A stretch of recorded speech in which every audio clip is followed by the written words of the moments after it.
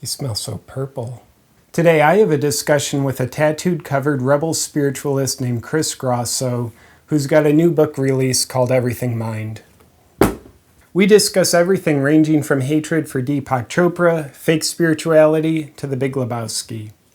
Enjoy. Chris Grosso, thank you for being here.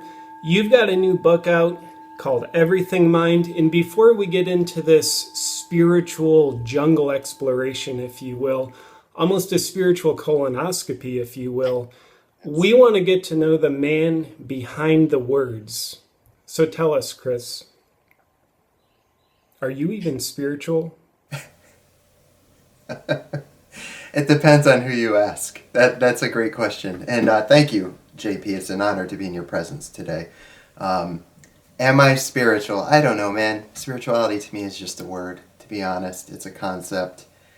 I've had people say I'm not spiritual based solely on my appearance because I have tattoos and holes in my ears. So it depends on who you ask, man. But I just try to be my best, do my best to be a good person. And you want to call that spiritual, you can call it spiritual. If not, that's cool too. So that sounds like a no. And tell us, Chris, because my audience wants to know the man, your personality, get to know you. Yeah. Tell me, which of my videos is your favorite? That's an impossible question to ask. I have seen, I believe, all of them, and I think possibly the meditation video is still my favorite one that you've shot. But your very first How to Be Spiritual is a classic. I mean, they're all classics, obviously, instant classics. But yeah, I think the meditation one. That's a good answer. Speaking of meditation, in your books, Everything Mind, and your first book, Indie Spiritualist, you talk a lot about meditation. So I'm curious, how deep can you meditate? At least 40 minutes a day. So do you think you can meditate deeper than I can? I think we'd have to have a meditation off in order to really find that out. I know that you are on this ultra spiritual level. Meditation offs are a little bit more X-rated than I do on my channel, but I'll let you own that, Chris. Okay. Do you want to see how deep I can meditate? Can you show us? Watch.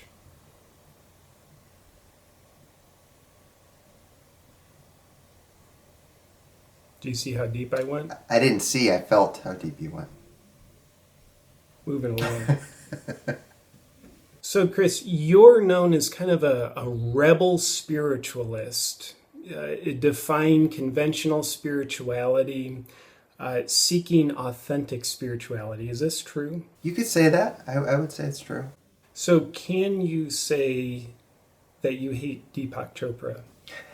Hate is a strong word. I can say there are certainly a number of very popular spiritual teachers that I don't have any interest in. I know I'm playing it very safe here. For the record, Chris, are you or are you not saying that you strongly hate Deepak Chopra? I am not saying that I strongly hate Deepak Chopra. I am, for the record, saying there are some popular teachers that I just personally have little to no interest in myself. I'll take that as a yes.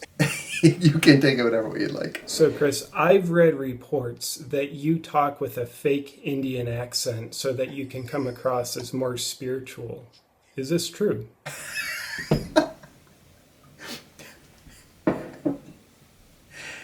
I usually don't do that in the States, so I don't know how that information got back to you. I can neither confirm nor deny.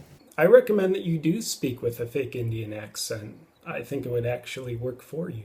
I've actually never tried to do a fake Indian accent. Chris, are you done dwelling on this whole Deepak Chopra thing? Can we move along? Yes, we can move on if you're ready. I'm done. I'll stop talking about him now. Could you tell us what is the difference between authentic spirituality and conventional spirituality? For me, authentic spirituality is really peeling away the layers and getting to the core of who we truly are, whereas fake, inauthentic spirituality, to me, is just spiritualizing our ego. So really adopting more of the practices in a way, or wearing the malas or whatever in a way where it's, oh, look at me, I'm spiritual. And that's part of the process. Chogyam Trungpa wrote a wonderful book, Cutting Through Spiritual Materialism, that addresses this at length. I feel like we all go through it at some point on our path. I know I did, so I'm not here to bash that, but the trick is we need to grow out of that eventually, hopefully, and go deeper. So speaking of Pema Chodron, my grandfather was incredibly racist. He hated white people, very confused individual. What do you think Pema would think of that? I think Pema would probably think it was not great, that he should develop deeper equanimity and compassion for other people. That's Pema, I believe. Why do you think Pema Chodron has such a low level of acceptance and compassion?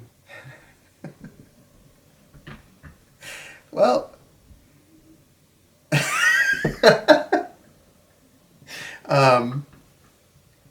Jesus, I don't know. Maybe she's hit such a level of spiritual celebrity status that she just doesn't have time for it anymore. I don't know. So Chris, getting back to your new release, Everything Mind, why did you write this book? For me, it's important to honor both the light and the dark in our paths. And that's what I mean by everything mind. So, it looks at our triumphs and our hopes and our failures, all of these things as part of our spiritual path. We don't compartmentalize spirituality the way that a lot of people tend to, especially early in the path, where they think that spirituality is only happening when they're formally practicing yoga or meditation or mantra prayer.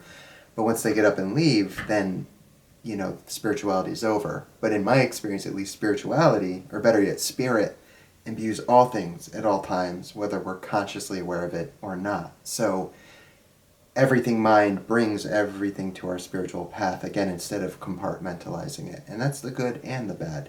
So the love and the light is part of it, but also the shadow work and the heavier stuff, which a lot of people don't want to look at, understandably so, is part of the path as well. So learning to integrate the two of them and work with them on our spiritual path in all areas of our life.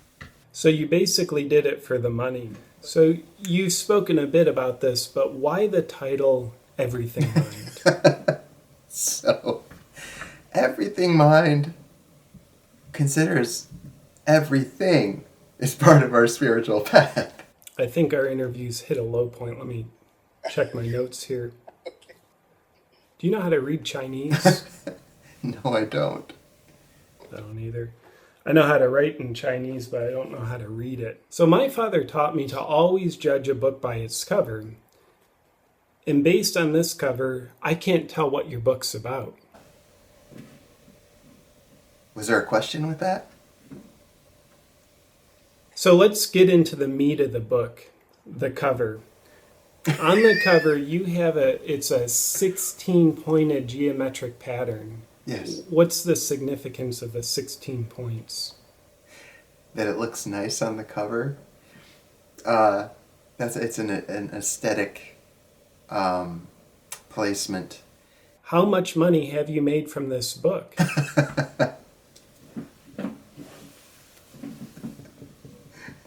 So when I was little, my mother taught me that it's not what's inside your heart that counts, but it's what other people think of you that counts. And speaking of what other people think of your book, you have an incredible endorsement from Jeff Bridges, famous actor, a Zen-minded person, and the dude from The Big Lebowski. So let me ask you this. If the dude had everything mind, would Donnie still have died? I think Donnie's fate, if we're speaking spiritually, was bound to happen because it was just his karma. So regardless of whatever the dude had going for his mindset, Donnie Donnie was destined to meet his end. Shomer fucking Shabbos. I'd like to read what Jeff Bridges wrote, endorsement of your book. Yes. I dig this book. By sharing his life's journey, Chris Grosso shines a light on our own. Everything Mind is a spiritual meal cooked for today, for us living now to taste, for our hearts and minds to digest. What the does that mean? I don't know. I read it and I asked the same thing. Like, I sent it to my publicist and publisher, and I said, what is he trying to say here? They didn't really care. The bottom line that we decided was we could put Jeff Bridges' name on the cover of the book, and that's all that mattered. Chris, in Chapter 9, you talk a lot about re-owning your shadow. Could you tell us what that means and why it's important? Yeah, well, the shadow is the dissociated or disowned, the repressed part of ourselves that we've been basically shoving down since childhood.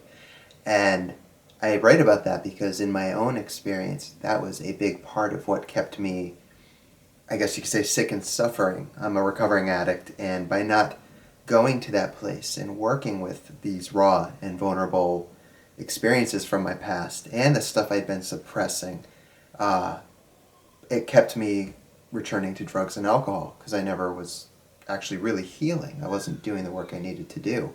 The shadow element is the stuff where, again, it's unconscious, so it's not quite as easy as sifting through the wreckage of my past that I was cognizant of. But yeah, the shadow work, it's huge for all people because it largely dictates how we are in the world. And, you know, we look at other people and they're kind of a screen. We're a projector, they're our screen, and we're projecting all of this unconscious shit onto them and blaming and pointing fingers instead of owning and re-owning this previously repressed material. But wouldn't it be easier to just send yourself love and light and let it go instead of going through the work of owning your shadow? Because all of us in the spiritual community know that if you just send yourself love and light, it's kind of a vengeful spiritual murder, if you will, where you look at the things you don't like about yourself, what you call your shadow, and you kill it because you're so full of love, you love to reject the things that you hate about yourself. True. And that is the easier route, but I am a glutton for punishment, you know, so that's the route I choose to take. I need to feel the heaviness. I need to experience it. In Chapter 12, you quoted Lao Tzu. I'd like to read it here. And I quote, you quoting Lao Tzu's quote, "Care about other people's approval and you will always be their prisoner." So what do you think is the best way to take people prisoner? I think kind of like a mountain lion. You kind of stalk them, you attack from behind in most cases, go for the jugular, really get a stronghold on them, because they don't see it coming. But let me ask you this, Chris. I myself am a vegan because I'm spiritual, and I'm spiritual because I'm a vegan. It's a vicious cycle. Is it morally wrong for a vegan to be eaten by a mountain lion? So most good self-help books nowadays are self-published as ebooks, where they're usually 9 pages just jam-packed with size 50 font, triple spaced, and they approach a triple-digit word count. But you decided to go with an actual publisher and break the mold, breaking the mold of books that are valued at $97, but sold for a remarkably low price of $47. Right. Which publisher published Everything Mind? It's a pretty well-known and respected publisher in the spiritual marketplace called Sounds True. I went with them because of name brand recognition. You know, if you want to be at the top of your game, you know, you really got to go with the top publisher in your field. And to me, Sounds True is the cream of the crop in the spiritual circle. Does it sound true to you that Sounds True is biased against deaf people, where in their very name, Sounds True, Aren't they just rubbing it in the face of deaf people all over the world that they can't hear? That is something that I think is worth taking up with Tammy Simon, their founder. So do you think it would be better if Sounds True changed their name to True? Again, man, I default to my previous statement, where as long as my check is in the mail and I have money in the bank, I don't care who they're biased against. Pay me. The way I see it, when they change their name to True, then they're just being biased against people who lie. So I think the people in the world who are not honest, they'll be incredibly offended by Sounds True when they're called True. So I think, Chris, with the wisdom that you're sharing, it's becoming very evident that Sounds True through and through. They're just a biased company. Where can people get Everything Mind? They can get it everywhere books are sold, whether it's Amazon or Barnes & Noble or Sounds True's website. From what I've heard, it's available everywhere. What a great discussion. You can get your copy of Everything Mind by clicking on the link in the description box below. And I can't help but think you must have learned so much from this discussion. What did you learn? Well, I'm not going to teach you that, because you need to learn how to discover that for yourself, which is exactly what you should have learned from this discussion.